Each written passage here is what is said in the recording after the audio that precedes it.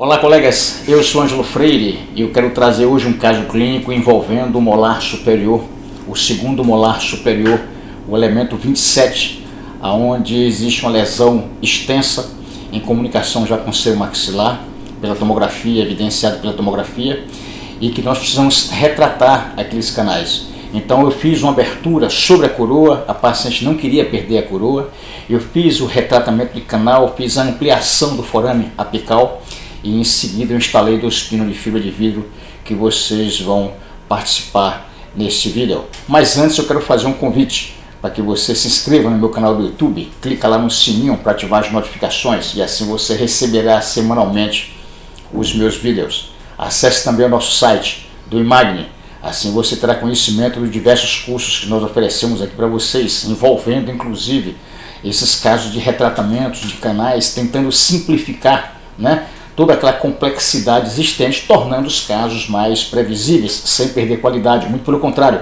aumentando o índice de sucesso, associando sempre a tecnologia com a microscopia operatória. Mas acesse também os nossos cursos online, eu tenho certeza que vocês irão apreciar bastante. Mas o caso de hoje envolve esse segundo molar superior, onde a paciente tinha uma queixa muito grande em relação a bastante tempo que ela vem passando com dores na mastigação. Não tinha nenhuma fase aguda, mas ela sempre que mastigava algo mais sólido, ela começava a sentir uma sintomatologia que persistia durante muito tempo. Então ela me procurou e nós fizemos esse tratamento do canal. Na verdade são 2 molares superiores adjacentes, onde nós tratamos primeiro um, depois na outra semana irei publicar o outro caso. Mas siga o vídeo. Me refiro a esse elemento 27, aonde nós estamos aqui observando a lesão periapical, canais parcialmente obturados. O 28 também está, mas esse tratamento é no dente 27. Esse é o 26, com um número de vidro, não apresenta nenhum problema. Essa é a coroa do dente 27 e aqui o 28. Vamos trabalhar no 27. Então eu vou fazer anestesia, já fiz anestesia e vou fazer o isolamento absoluto. Eu tenho sempre o costume de fazer um isolamento prévio para que eu possa fazer todo o processo, todo o procedimento, toda a endodontia com isolamento absoluto, evitando interferências do meio externo. Então aqui eu estou fazendo uma abertura correspondendo aí com a configuração da anatomia da câmara pulpar. Não gosto, não aprecio muito a abertura minimamente invasiva, porque existem áreas contaminadas que eu preciso ter acesso. Depois vai ser restaurada essa região com a blindagem e instalação de pino de fibra de vidro.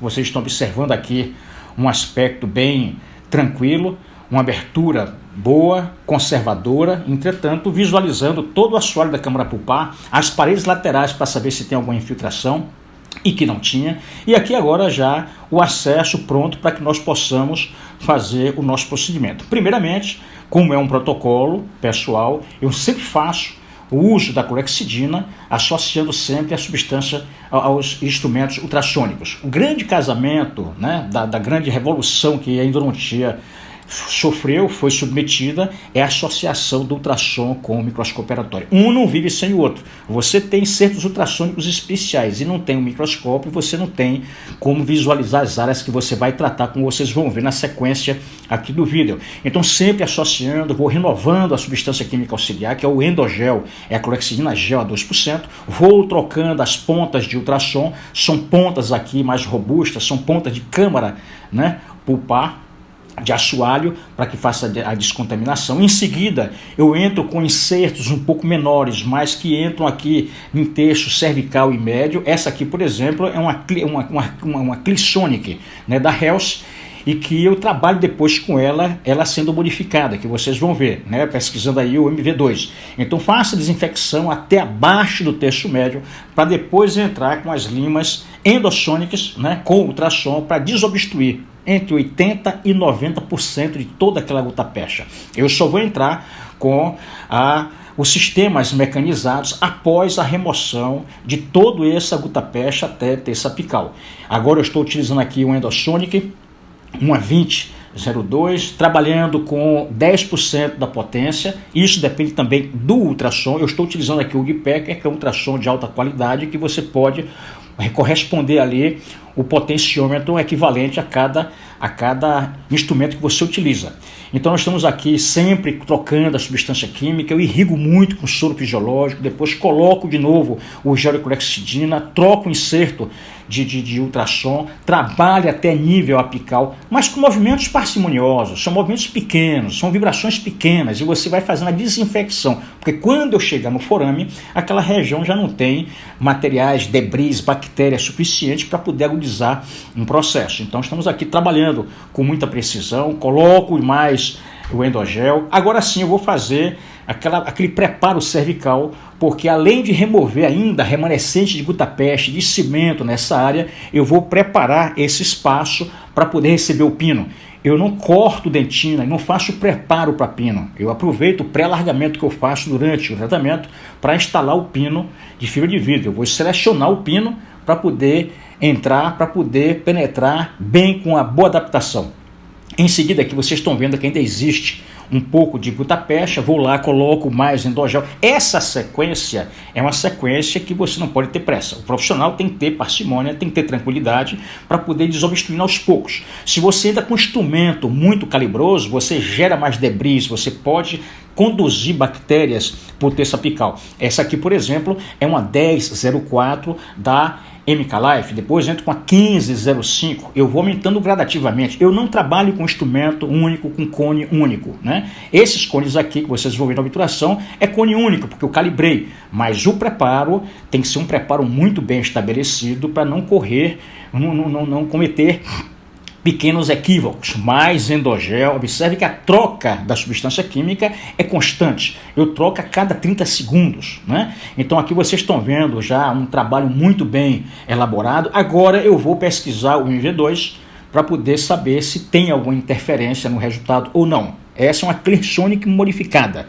Eu encurtei ela, eu cortei com um disco de carboril e transformei aqui numa ponta de detecção de MV2, tá? Então estamos aqui trabalhando com muita precisão. Aqui o EndoPen da Health também, eu coloco uma lima número 10 e vou pesquisar.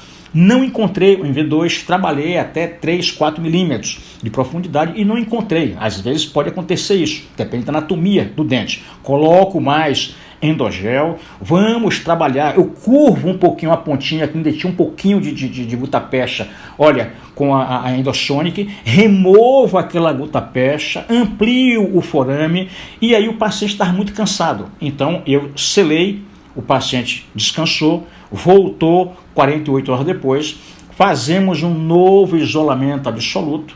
Poderia ter feito na primeira sessão, poderia, mas para que essa pressa? O paciente estava cansado. Eu não posso conduzir um tratamento, o paciente estando numa situação desconfortável. Reabro ele, anestesia, eu reabro de novo, faço nova abertura. Aí sim, todo preparado, faço o travamento do cone, faço a remoção da esmerleia, travo o cone 2 milímetros aquém, removo a esmerleia, em seguida irrigo bastante com soro e seco. Eu sempre, como protocolo, eu sempre faço a primeira secagem com essas pontinhas capilares tips, são várias pontas que existem no mercado. Depois cone de papel calibrado, o forame tem que estar seco, tá? Então insiro aqui, eu estou utilizando o BioRoot da Septodonte, um biocerâmico excelente, eu coloco uma agulhinha e insiro de dentro para fora.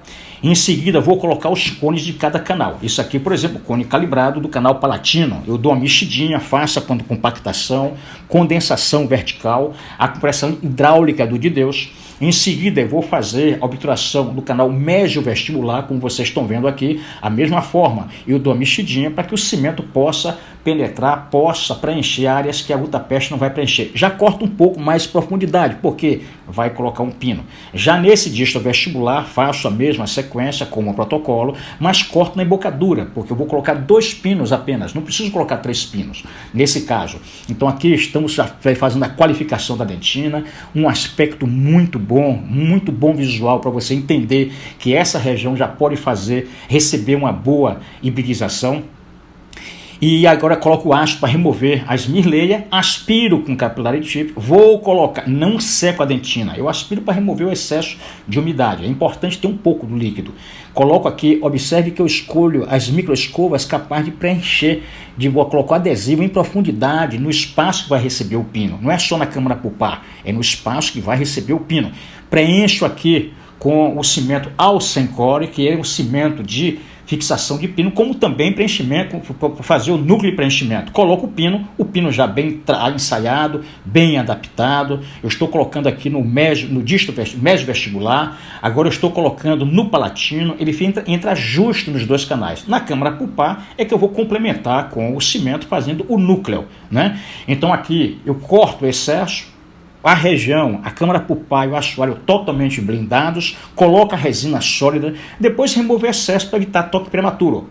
Passo um carbono, peço para o paciente testar a altura para não sofrer nenhum impacto, e em seguida vocês vão ver o aspecto radiográfico com a imagem, né, de um selamento apical, houve um pequeno surplus, não tem nenhum problema, e a blindagem coronária com a instalação de 2 pinos de fibra de vidro.